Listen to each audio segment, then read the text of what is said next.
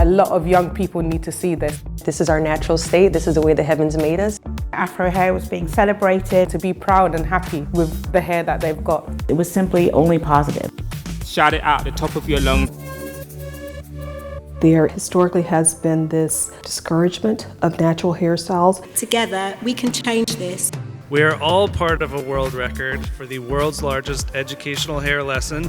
And congratulations to all of you guys. Giving that lesson to kids while they're young really makes the process easier in terms of acceptance. We have the amazing Afro professors. Educating the entire world about the beauty of natural hair. Letting children know that it was really important to love your hair and to love yourself. Being who we are and being comfortable in our skin and not being afraid of the other. Listening to how they see hair is so important.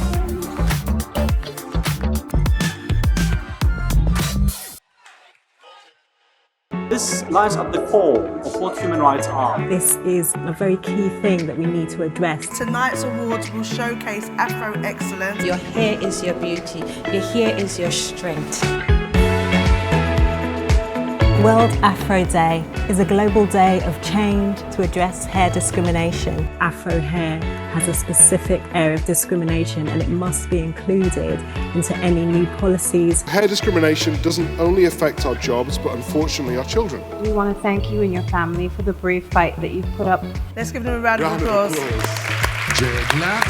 Natty roots, natty Congo. Levi, don't start me off, you know. Don't start me off, Levi.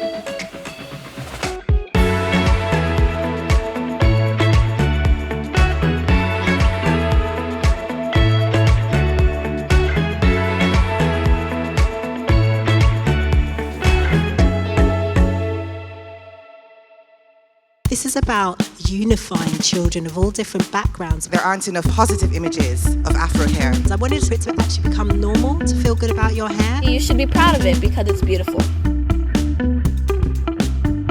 You shouldn't be treating children any differently because they have a different hair type. Schools are actually crushing their confidence and self-esteem.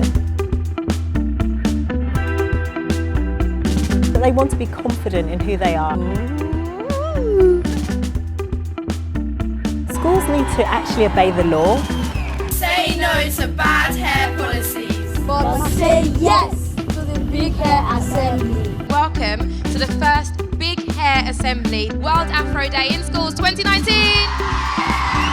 So this truly is an international event and we would like to welcome our schools from around the world. I honestly didn't realise that there was a problem with Afro hair because it's beautiful. Happy World Afro Day!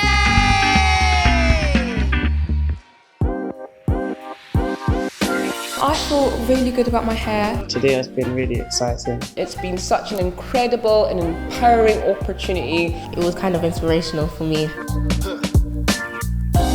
World Afro Day is doing something that has been greatly missing in our community for far too long. I feel very confident seeing everyone having a nice time. My favourite bit was the photo shoot. The lady that done my hair was really nice. I'm really grateful for what she's done. I'm feeling blessed and very emotional. I'm just so proud of her that she gets to showcase her natural hair.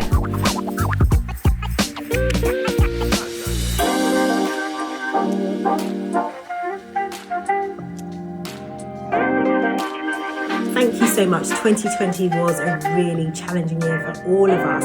Here's to more wonderful news in 2021. School leaders talking about Afro hair. Afro hair in education is not the normal subject. I will be helping to spread the Afro love. I'll be your host, linking schools all around the world. I'm a white man, but a white man with no hair.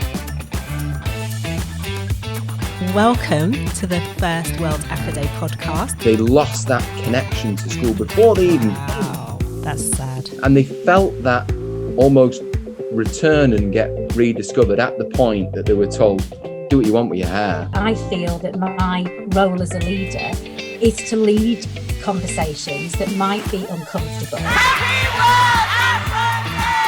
Welcome to the 5th anniversary of World Afro Day, sponsored by Pantene UK. Now it's a global movement. And hello to everybody on the live stream.